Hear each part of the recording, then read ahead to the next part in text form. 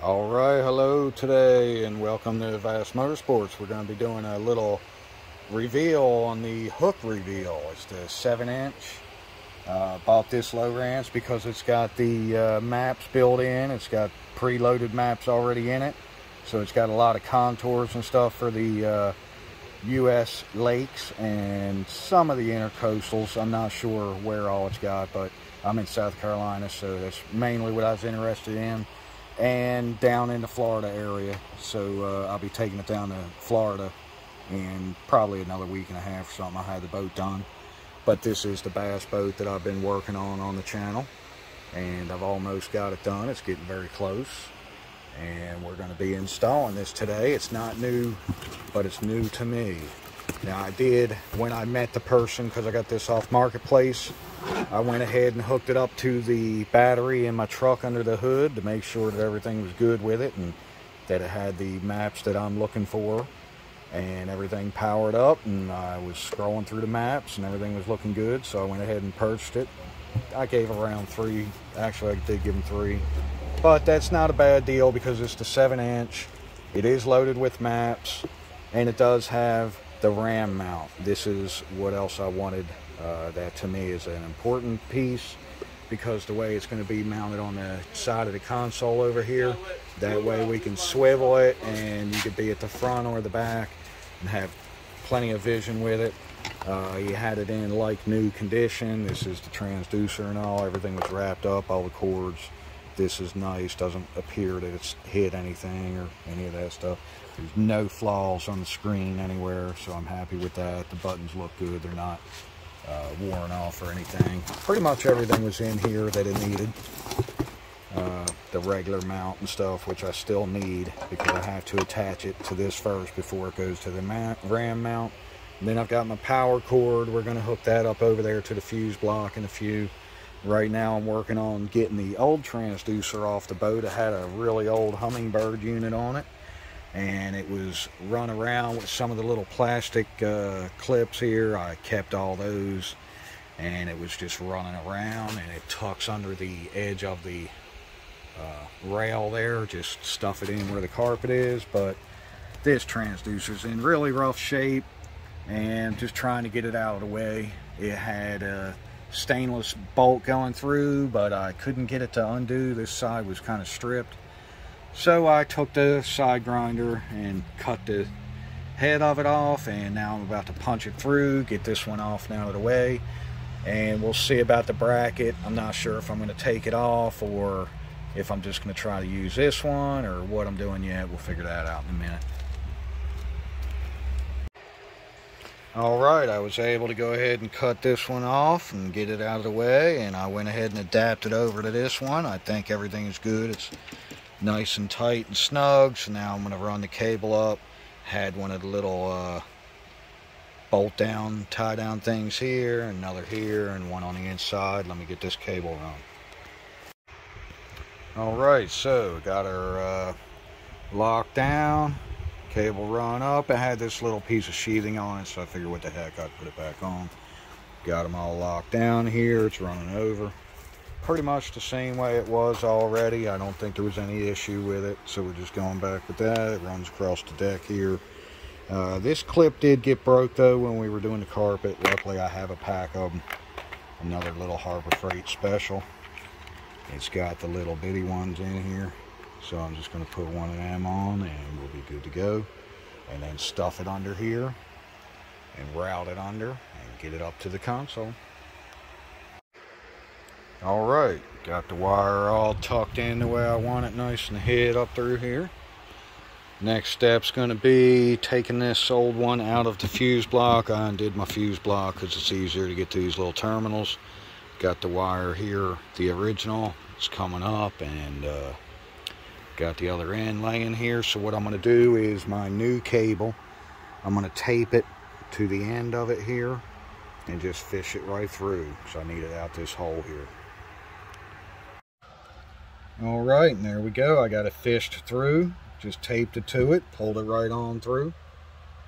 I could have probably fished it through by hand before I put the panels in, but I didn't have that GPS in time. and I picked it up after I've been building the boat, so that was the easiest way to do it. Then I was digging through the box to see if he happened to have any butt connectors in there, but he already used them, or the spade terminals, I mean, to plug onto the fuse block. I noticed there was another fuse in there, hadn't been used yet, which I don't need because I went directly into the fuse block. A couple more of these little holders for the cable, but I already had a pack anyway, left over from the wake boat build. And so I just stuck the butt connectors on. I mean, keep calling them butt connectors, but I mean the spade terminals. I didn't really show that because it's pretty self-explanatory. I went ahead and popped them on the one positive on the fused terminal where the other Hummingbird was plugged in, and then it's got a little negative bus bar up top with a bunch of spades you can plug onto. So we got all that buttoned up, and now it's time to go ahead and mount the console in. That really didn't have anything to do with me doing this depth finder GPS, but at the same time I was kind of waiting until I tapped in the power cord into the little breaker box, because it's under this console assembly, so I didn't want to have to lay on my back and do it. Anyway, that's all done, so let me go ahead and get this console in and we can get the ram mount put on. Alright, so next, since I already had the Hummingbird, or somebody already had the Hummingbird on here, and it already had this hole, I ran the cables up through it, but of course this one doesn't have a hole or anything, and I didn't want to mount it over here with the wires in front and the hole shown. So what I did was I took the grinder and I cut a slot into it, and then that way I can slip the wires inside it. They're still just coming through the hole, and I can get it nice and spaced where I want it, covering the big hole, and it's still looking good like that with the wires coming through. So now I'm just going to go ahead and shoot 4 screws in it. This is pretty thick in this area, like they have it reinforced underneath. There'll still be a couple holes here, but nobody's going to really pay attention to that. So let's get her mounted. And next I went ahead and slipped the clamp on. I'm going to get this one in here and tighten her down and see how she looks. Alright, so far I'm really digging this ram mount. That's a pretty nice setup. It seems nice and solid. Got my wires run through, like I said. It was a good idea to cut the little slot in there. That worked perfectly. And now she's mounted nice. I had to get some better views when I'm out from under this carport, because we're just not getting, it's too bad of a glare. But I can't wait to get it out on the water and try it. Seems like it's in a really nice position with the dash here. Alright, I finally got her finished up. Been doing other stuff to the boat, but this is the Lowrance Hook 7 reveal, and I love the ram mount design because you can go ahead and swivel it and get so many different angles out of it. Make sure it clears everything here from the driver's seat. You got perfect view.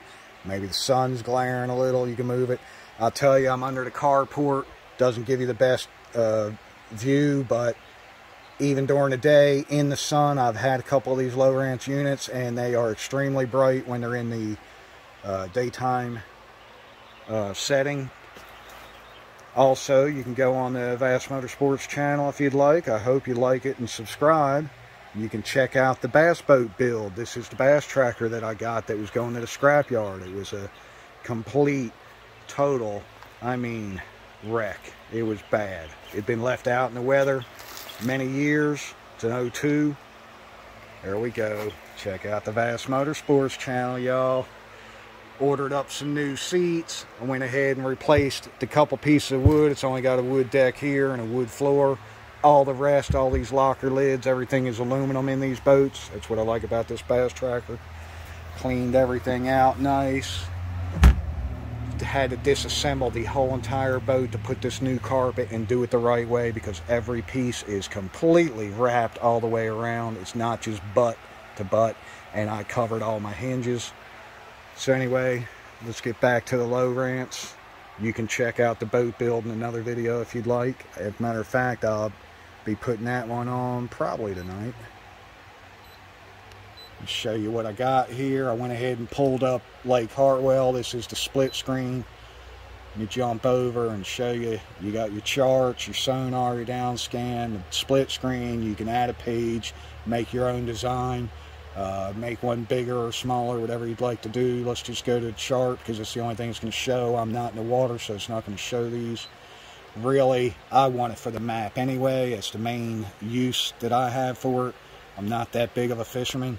That's my favorite boat there. That's the big boy. That's the cabin cruiser, and I would always take that down to Florida. We love the intercoastal waterways on the Gulf Coast, and I'm going to tell you, you really do need a GPS if you're not familiar with the area that has all the contours loaded in it like this. That's why I wanted this particular unit. It did have the maps. You can go online and download like the sea map. And that might be what someone did here. They might have upgraded because this has an extreme amount of contours. It actually gets a little confusing. There's so many on there. I don't need it that detailed. But when you're down in them intercoastals, it's a big waterway. I would have thought you could go anywhere like you can on a lake like this. But I'll tell you, it's 0 to 4 foot in most areas. And you will be on land before you know it. You could be out in the middle of the waterway. You better stay. Now this is just showing you that's a deep part. It's 128, 138. That's the main original creek bed or river that's under Hartwell. Everything around it's 100-foot range, and then it goes on up, of course, towards land. Shows the buoy markers, So I do like that in the maps. They're pretty detailed when they come loaded. But anyway, I use it mainly down in the intercoastal. For one thing, once I actually start traveling, it will leave the breadcrumb trail, and that I like too, because if you're in an area you don't know and see where you jump islands down there and explore, that's a very nice feature to get you back home that evening, or if you find a restaurant or something you like, or if you find fishing spots, that's what it's for. You can make waypoints and stuff on it. But anyway, I'm really not big fishing. Like I said, I just got this one to restore. I'll probably be selling it soon after I take it down there to Florida. I will be making some videos on the water. I want to take it out and use it and explore around, run it, make sure it's good. Anyway, y'all have a good day, and hopefully you check out some more videos on the Vass Motorsports channel.